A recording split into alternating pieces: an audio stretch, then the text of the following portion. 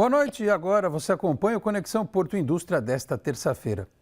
O Boulevard Aéreo, nova passarela de pedestres que vai ligar diretamente a Rua 15 de Novembro, no Centro Histórico de Santos, ao Parque Valongo, começou a ser instalado. A construção causará alterações no trânsito da região. Em breve, o Parque Valongo, primeiro parque público construído em área portuária do estado de São Paulo, vai ganhar mais um acesso. É o Boulevard Aéreo, uma passarela de pedestres que vai ligar diretamente a Rua 15 de Novembro ao cais do revitalizado Armazém 4, que integra o Parque Valongo.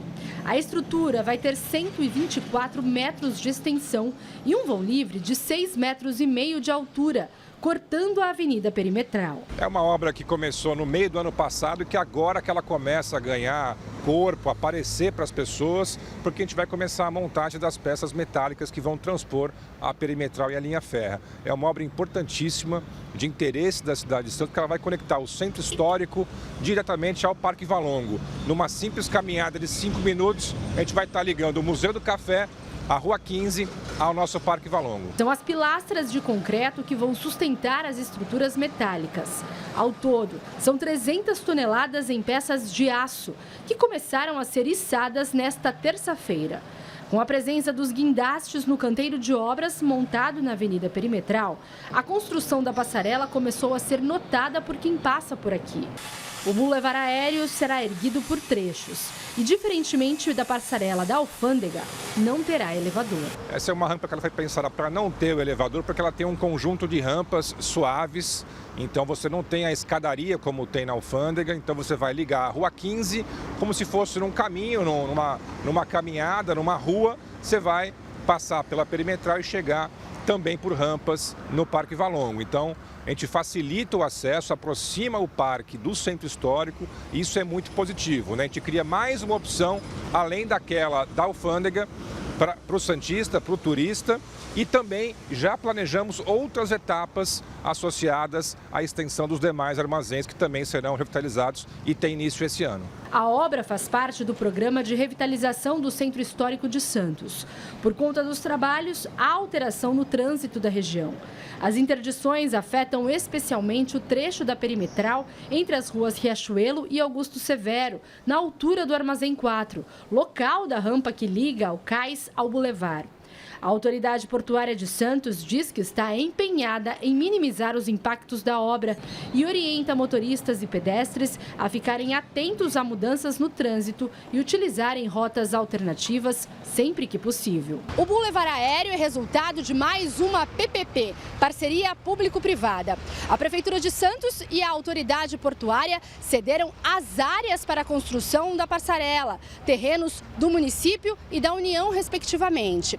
Já os recursos são vindos da FIPS, a Ferrovia Interna do Porto de Santos, empresa que administra a malha ferroviária da área do porto. É uma parceria da Prefeitura, a Autoridade Portuária, né? Então os terrenos envolvem áreas da União e áreas da Prefeitura e totalmente custeada por um privado, pelo concessionário aqui das linhas férreas, que no caso é a FIPS. A expectativa é que a passarela fique pronta no início de março. As obras são estimadas em torno de 50 milhões de reais.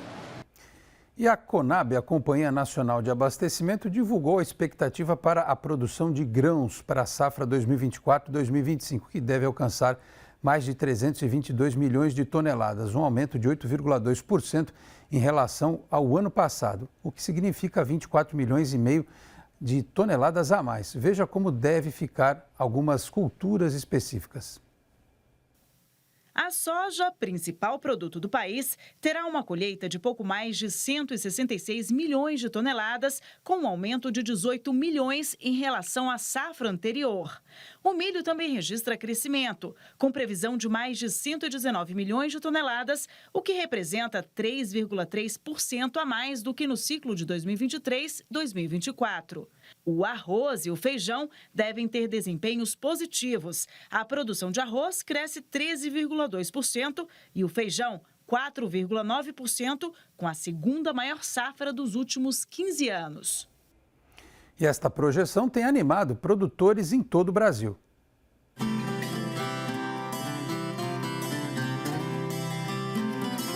No campo, as áreas cultivadas estão bem verdes e as lavouras em pleno desenvolvimento. Isso pode representar uma boa produção da soja nesta safra. O Carlos Maier é produtor em Silvânia, região da Estrada de Ferro em Goiás. Ele está com boas expectativas de colheita. Nós devemos começar a colher agora, já no fim de janeiro, propiciando uma janela muito favorável para o plantio de milho safrinha. Então a gente acredita que em relação ao ano anterior, onde nós tivemos uma instabilidade climática na época do plantio da soja, que esse ano a gente tenha um aumento da área de milho safrinha, propiciando assim condições climáticas para o produtor da região produzir bem.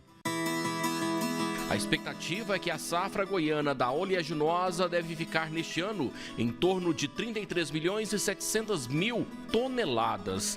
Segundo a previsão do Instituto para o Fortalecimento da Agropecuária de Goiás, o IFAG, o crescimento deve ser de 12% em 2025.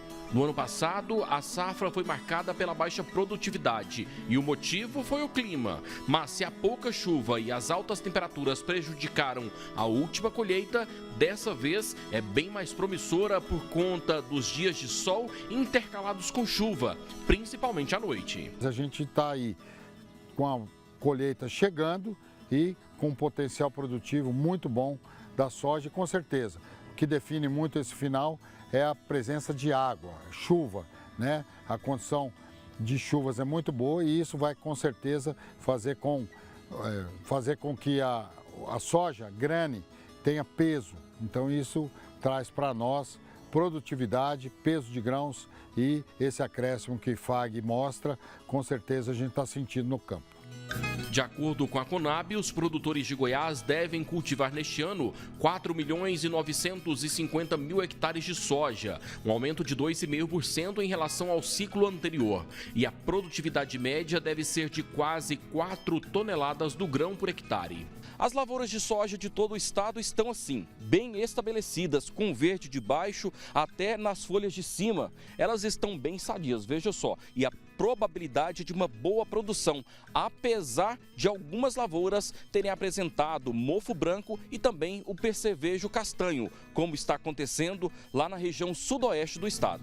Apesar do clima favorável, neste ano, o Carlos já notou a presença de fungos e pragas em plantações e já preparou o contra-ataque. Com o combate feito a tempo, o produtor deve garantir a boa colheita. Tudo que a gente tem em relação à lavoura tem que ser de forma preventiva, né? A gente controla a ferrugem de forma preventiva, o mofo branco. Agora já o percevejo castanho é muito sazonal. Tem anos que ele aparece, tem anos que ele não aparece. Mas eu não acredito, em hipótese alguma, que seja um fator de decréscimo na safra em geral. São pontos específicos, alguns produtores, algumas regiões onde o percevejo castanho atua principalmente no início, na formação do estande das plantas, para que depois, quando chega na lavoura já estabelecida, o prejuízo dele cessa, é menor.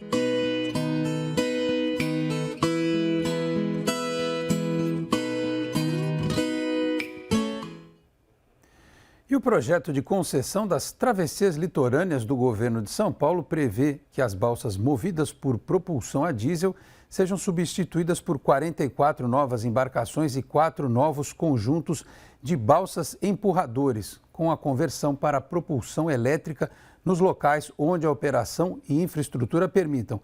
Essa substituição vai se refletir em eficiência na mobilidade e na redução de emissões de carbono na atmosfera.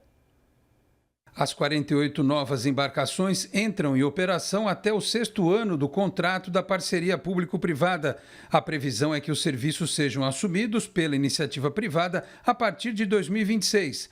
A concessão do sistema de travessias hídricas, qualificada no Programa de Parcerias de Investimentos do Estado, inclui 14 travessias em 5 regiões de operação no estado de São Paulo. Entre elas, São Sebastião Ilhabela, Santos Vicente de Carvalho, Santos Guarujá, Bertioga Guarujá, Cananéia Continente, Cananéia Ilha Comprida, Cananéia Ariri e Iguape Jureia. O projeto prevê um investimento de mais de R$1 bilhão em novos terminais de passageiros, aquisição de novas embarcações, novos flutuantes e ampliação de flutuantes existentes.